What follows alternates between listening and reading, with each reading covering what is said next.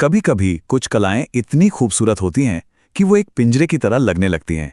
आज हम हिंदी कविता के एक ऐसे ही दौर की कहानी में उतरने वाले हैं। एक सुनहरा पिंजरा, जहां सुंदरता की तो कोई सीमा नहीं थी, पर हां, आजादी की थी। सोचिए जरा, ऐसी कविता जो एक योगी का भी ध्यान भटका दे। ये कोई कोरी कल्पना नहीं है, ये एक बहुत ही खास दुनिया की देन थी।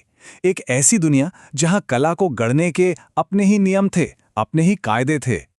तो सवाल ये उठता है कि आखिर वो कौन सी दुनिया थी जो ऐसी कला को जन्म दे रही थी। इसका जवाब हमें कवियों में नहीं, बल्कि उस दौर के बादशाहों और उनके आलीशान दरबारों में मिलेगा। तो चलिए उसी दुनिया का दरवाजा खटखटाते हैं। तो हम बात कर रहे हैं एक चकाचौंध भरे साहित्यिक युग की। भारत में लगभग 200 सालों तक हिंदी कविता ने एक ऐसा दौर देखा जो चकाचौंध से भरा था, लेकिन साथ ही बेहद सीमित भी।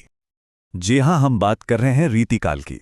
एक ऐसा युग जहां कविता की पहचान उसकी चकाचौंध शैली और शाही दरबारों से उसके गहरे कनेक्शन से होती थी। इस दौर ने हमें हिंदी की कुछ सबसे शानदार, सबसे खूबसूरत कविताएं दी, लेकिन इस चमक के पीछे की कहानी थोड़ी अलग है। ये कहानी है शाही मेहरबानी की, राजनीति की और समाज के गहरे बंटवारे की। तो चलिए समझते हैं कि कैसे मुगल दरबार में कला ने इस सुनहरे पिंजरे को बनाया, क्योंकि इस कविता की कहानी किसी कवि से नहीं, बल्कि एक साम्राज्य से शुरू होती है। अब ये जो समय रेखा है, ये सिर्फ तारीखें नहीं हैं, ये हमें एक बहुत सीधी सी बात बताती हैं। ये कविता सीधे सीधे मुगल साम्राज्य की ताकत से जुड़ी हुई थी।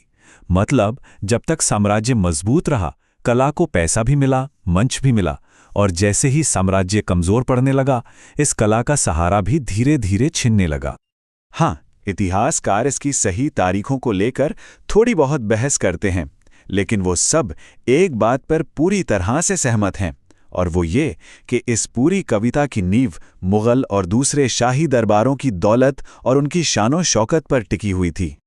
तो ये संरक्षण प्रणाली काम कैसे करती थी? देखिए, उस दुनिया में कला सिर्फ दिल की आवाज नहीं थी, वो एक प्रोफेशन थी, एक नौकरी थी। और नौकरी में बॉस यानी जो राजा या नवाब हैं, उनकी पसंद ही सब कुछ होती थी। बात बिल्कुल सीधी है, ये कला आम लोगों के लिए नहीं लिखी जा रही थी, ये दरबार को खुश करने के लिए, उनका मनोरंजन करने के लिए लिखी जा रही थी। तो अब सवाल आता है शैली की युग का।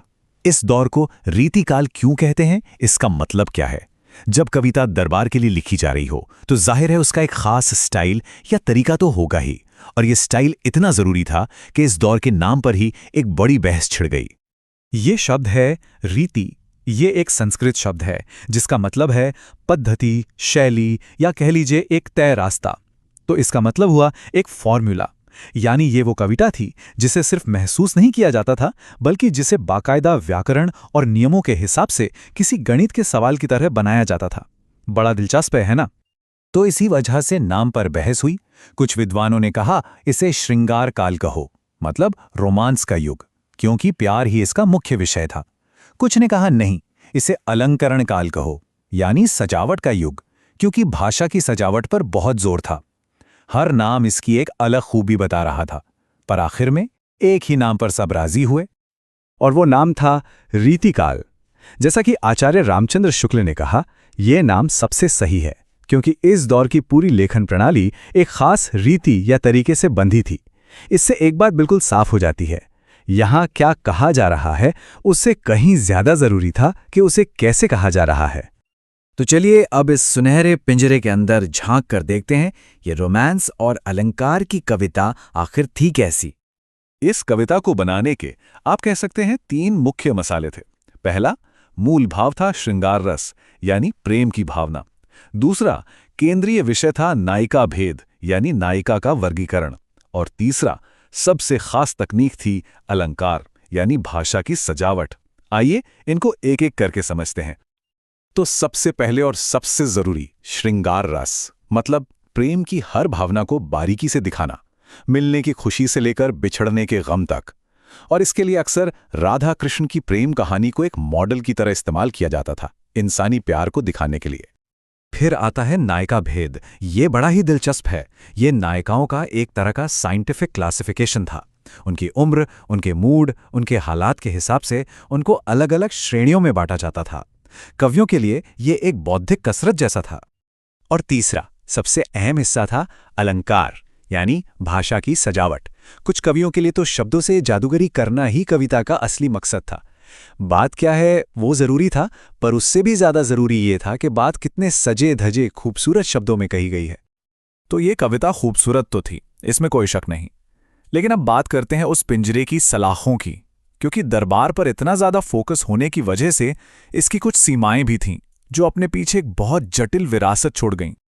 देखिए, जिस शाही मेहरबानी ने इस कला को जिंदा रखा, एक तरह से उसी ने इसका गला भी घोंट दिया।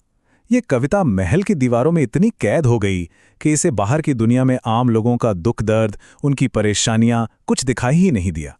ये अक्सर महिलाओं को एक बहुत ही संकीर्ण पितृसत्तात्मक नजरिए से देखती थी, और कभी-कभी तो तकनीकी कमाल दिखाने के चक्कर में सच्ची भावनाएं कहीं पीछे छूट जाती थी।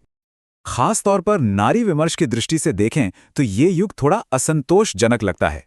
जैसा कि आधुनिक आलोचक कहते हैं, स्त्री का रूप अक्सर कामिनी या अभिसारिका जैसी भूमिकाओं तक ही सीमित था।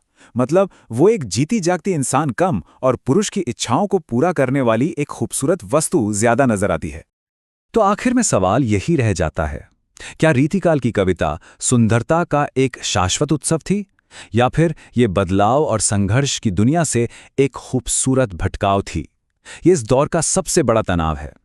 एक चकाचौंध भरी कला जो एक सुनहरे लेकिन आखिरकार एक सीमित करने वाले पिंजरे से पैदा हुई, और ये सवाल आज भी उतना ही जरूरी है। क्या कला को अपने समय का आईना होना चाहिए, या उससे बचने का एक खूबसूरत जरिया?